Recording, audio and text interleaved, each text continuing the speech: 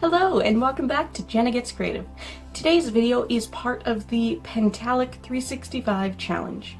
If you haven't heard of it, the paper and art supply stationery company Pentalic has decided to put out a daily prompt challenge for the entire year, hence Pentalic 365. I'm not sponsored, although I would love to be. I'm just a fan participating in the challenge.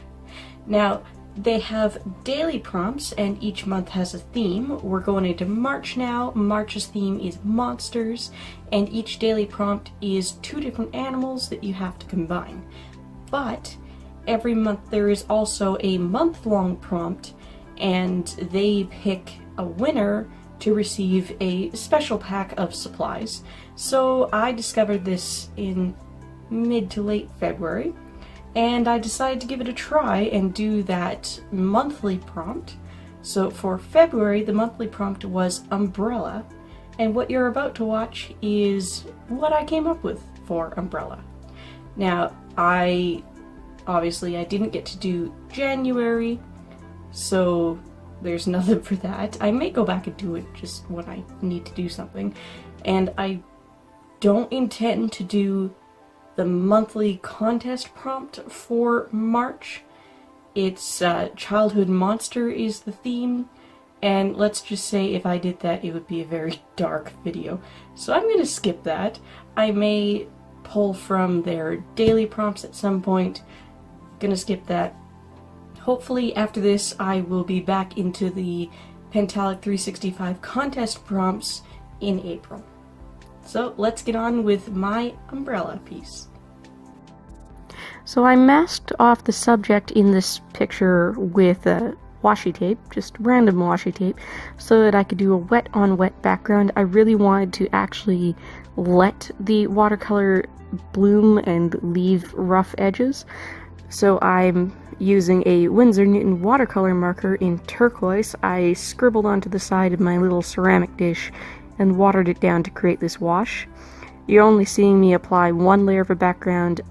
When I turned off the camera and dried it with my hairdryer, I actually put 2 more layers down, but for the sake of brevity, here we go, unveiling it.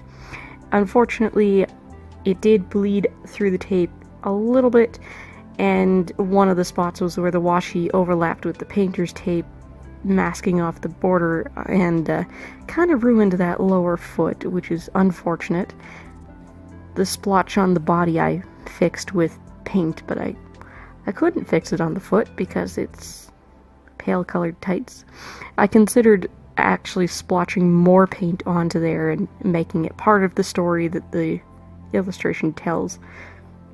I don't know, maybe I'll redo this one again sometime and do it hopefully without that mistake. For the rest of the colors, I did use my Derwent Inktense pencils. You saw me masking out the whites of her eyes with a Faber-Castell pencil.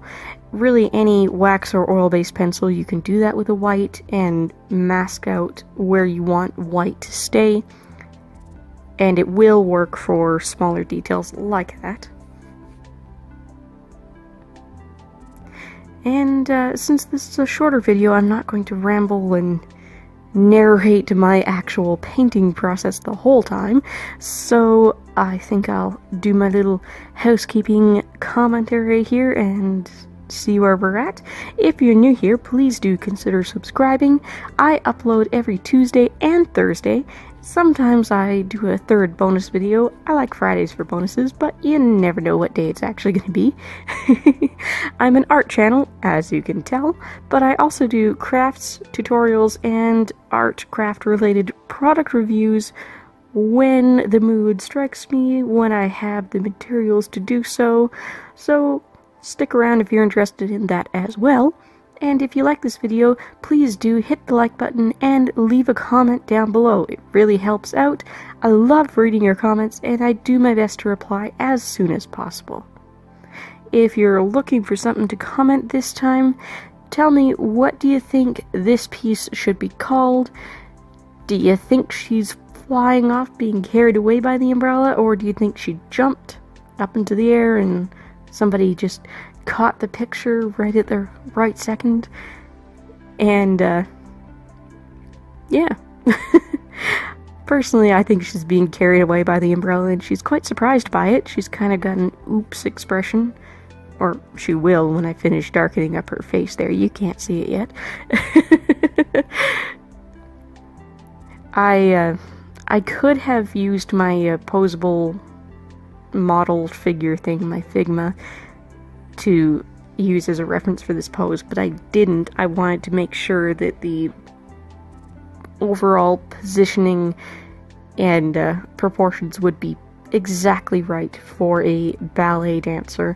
So I used a mix of references for this. The main reference I used for the dancer is a photo of a dancer in pointe shoes where she's it's taken from the side, but she's turned to face the camera. She's up on pointe with both her legs together, so it looks like just one leg, and she's leaning back and letting her arms fall down. So you can kind of see that the lower leg, the arm that is down, and her overall body and head position, that's all from the same reference photo. Then I went and looked at others and made some stuff up to put in a more interesting second leg, to put in her arm up above her head holding the umbrella. And yeah, I think it turned out pretty well. I do like to do that mixture of reference photos when I don't trust my own ability to come up with the anatomy correctly just from my head. And yeah, sometimes I would have used my posable mannequin, but not for this one. I wanted to make sure that the feet and everything were perfect because this is a ballet dancer. By the way, the colors I'm doing on the umbrella, for the underside of the umbrella, I did some tonal range application there. Terms are not the best, not my strongest point here. With the sepia ink tone Inktense, and then I glazed over the whole thing and the outer side of the umbrella with the poppy red shade. That is the same color combination and technique I did with the body of the oil lamp in my tiny red light video a couple of weeks ago, just in case anybody was wondering. I really liked that combination, and the poppy red is the best light fastness rating on the red scale in the Inktense collection. It's not awesome. It's a 5 on the blue wool scale, so it's not up there in the 100 plus years, but it's longer than 15 years. I'm gonna let the music play now for the next 2 or 3 minutes, and I'll be back to see you in the end card. Thanks for watching!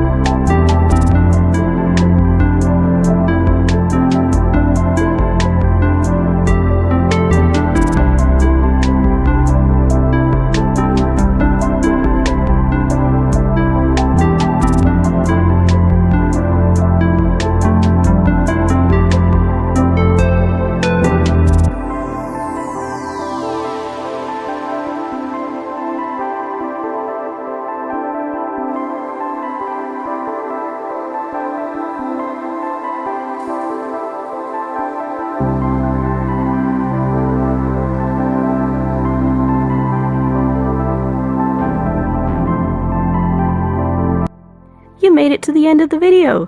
Don't forget to hit like, leave a comment, and if you haven't already, hit subscribe and ring that bell. I upload every Tuesday and Thursday, and I feature artists and crafters in my end card. Use the hashtag LookJennaYT.